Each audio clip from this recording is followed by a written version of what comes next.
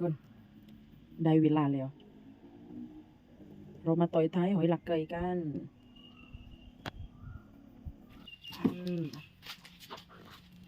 ยังเป็นอยู่เลยทุกคนตาลุกไปเลยเห็นไหมโอ้ยเสียงดังนะ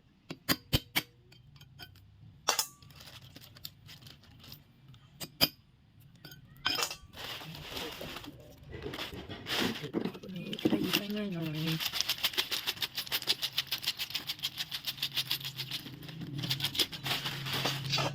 โอ้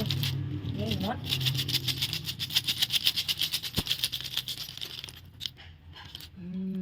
บางอันแต่ไม่มี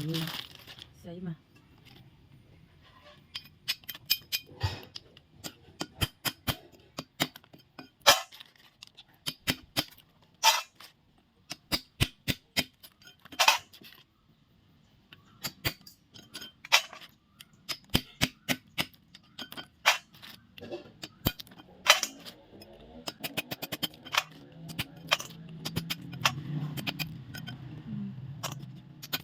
ได้มอหนุ่ยๆทุกคน